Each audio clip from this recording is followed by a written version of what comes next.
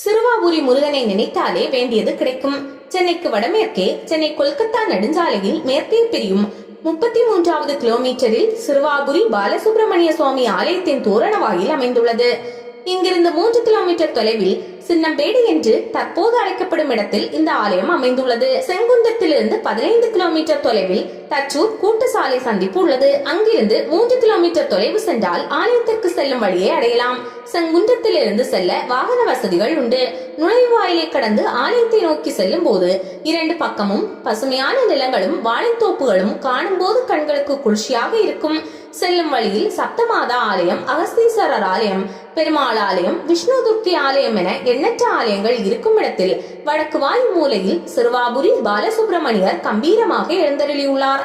சிறுவாபுரி முருகன் அபிஷேகத்தின் போது பார்க்க அவர் மாமன் பெருமாளை போல இருக்கிறார். ஒரு நிமிடம் உங்கள் கண்களை மூடி எதிரே சிறுவாபுரி முருகனை காண்பித்தால் ஏதோ பெருமாள் கோவிலின் கருவறைக்கு முன்னே நின்று கொண்டிருக்கிறீர்கள் என்றே தோன்றும். திருமலையில் ஸ்ரீனிவாசன் எப்படி நிற்கின்றாரோ அதே போல இவரும் நிற்கிறார். முருகப்பெருமான் வள்ளியை திருமணம் செய்ய செல்லும் வழியில் சிறுவாபுரியில் இளைப்பாரி விட்டு சென்றார் என்றும், இந்த ஆலயத்தில் தங்கி அமுது உண்ட இந்திரன் மற்ற தேவர்களுக்கு வீடு பேர் கிடைக்க இளவன் அருள் புரிந்தார் என்றும் தலவரலாறு கூறுகிறது. திரேதாயுகத்தில் ராமர் அஸ்வமேத யாகம் செய்ய விருப்பம் கொண்டார். அப்போது யாக பசுவாக அனுப்ப வேண்டிய குதிரையை ஏவி விட்டார். அந்த குதிரை வால்மீகி முனிவர் ஆசிரமத்திற்கு வர அங்கு வளர்ந்த ராமரின் பிள்ளைகள் லவனும் குசனும் அந்த குதிரையை கட்டி போட்டனர். இதனை அறிந்த ராமர் உடனே லட்சுமணனை அழைத்து குதிரையை மீட்டு வர சொன்னார்.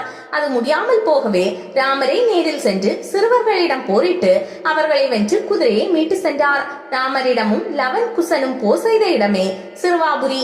இது ராமாயண செய்தியாகும். அருணகிரிநாதர் 4 திருப்புகழ் பாடல்களால் இந்த அழகு முருகனை பற்றி பாடியுள்ளார். அப்படி என்றால் இந்த ஆலயம் எத்தனை ஆண்டுகளுக்கு முன்பே இருந்திருக்கிறது என்பதை அறியலாம். முருகம்மையார் என்ற முருக பக்தர் சிறுவாபுரியில் வாழ்ந்து வந்தார். இந்த அம்மையார் எப்போதும் முருகன் நாமத்தையே உச்சரித்து வந்தார். இதனை பொறுக்காத இவரின் கணவர் தன் மனைவி முருகம்மையாரின் கரங்களை வெட்டினார். உடனே முருகா என்று அம்மையார் முருகனை நினைத்து அழுதார். விரைவில் முருகன் அம்மையாருக்கு தரிசனம் தந்து வேண்டிய கருத்தை மீண்டும் பழையபடியே சேர்த்து வைத்தார். இந்த அற்புதம் இந்த தலத்தில் தான் நடந்தது. இதனை தவத்திரு முருகதாச சுவாமிகள் பாடல் மூலமாக எழுதியுள்ளார். இந்த ஆலய ராஜகோபுரம் 5 நிலைகளுடன் கம்பீரமாக வருக வருக என்ற கூறி பக்தர்களை அழைக்கிறது. உயரமான கொடிமரத்திற்கு முன்னால் மரகத பச்சை மயில் வீற்றிருக்கிறது. இதை போன்ற பச்சை மயில் அமைப்பு வேறு எங்கும் காண முடியாது. இந்த ஆலயத்திலிருந்து வெளியில் வரும் வழியில் மரத்தால் படிக்கட்டுகள் அமைந்துள்ளன. அந்த படிக்கட்டுகள் வழியாக ஏறிதான் மூலவரை தரிசிக்க முடியும். தரிசிக்கும் வழியில் தெற்கு மூலையில் மரகத கல்லில் சூரியன் சன்னதியும், கிழக்கே ராஜகணபதி மரகத கல்லில் காட்சியளிக்கும் சன்னதியும் உள்ளன. அடுத்து அண்ணாமலையார் மரகத பச்சையில் சன்னதி கொண்டுள்ளார். அடுத்து முருகன் வள்ளியுடன் திருமண கோலத்துடன் காட்சி தருகிறார். நீண்ட காலம் திருமணம் நடக்காதவர்கள் இந்த சன்னதியில் வந்து பூஜைகளும் வழிபாடுகளும் பரிகாரங்களும் செய்தால் விரைவில் திருமணம் கைகூடி வரும். அடுத்து உண்ணாமுலை அம்மன் சன்னதியில் அனைவரும் பிரார்த்தனை செய்யலாம். அடுத்து ஆலயத்தை சுற்றி வரும் வழியில் ஸ்ரீ மரகத விநாயகர் சன்னதியும் அருகில் மகிழம்பூ மரமும் உள்ளன. ஆதிமூலவர் பாலசுப்பிரமணிய சன்னதியில் அர்ச்சனை செய்யப்படுகிறது. இந்த முருகர் மிக மிக எளிமையானவர், எதிர்பார்ப்பு அற்றவர். இத்தலத்திற்கு வருபவர் கடுமையாக விரதம் இருந்து பசி பட்னியுடன் தரிசிக்க வேண்டியதில்லை. இங்கு நேரில் வரவும் வேண்டியதில்லை.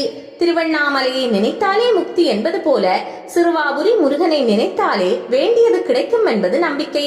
புதிதாக வீடு கட்ட விரும்புபவர்கள் இங்கு வழிபாடு செய்வது சிறப்பு. முனீஸ்வரர் சன்னதியும் அபிஷேக மண்டபமும் உள்ளது.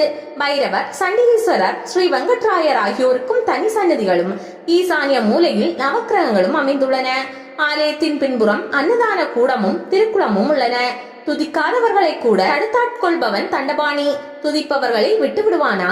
செங்கேல் அடுத்த சினவடிவேலும் திருமுகமும் பங்கே நிறைத்த நற்பன்னிரு தோளும் பதுமல கொங்கே தரளம் சொரியும் செங்கோடை குமரன் என எங்கே நினைப்பினும் அங்கே என் முன் வந்து எது நற்பவனே வான்முகில் வளாது பெய்க மலிவளம் சுரக்க மன்னன் போன்முறை அரசு செய்க குறைவிலா துயிர்கள் வாழ்க நான்மறை அறங்கள் ஓங்க நற்றவம் வேள்வி மல்க மேன்மைக்குள் சைவ நீதி விளங்குக உலகமெல்லாம்.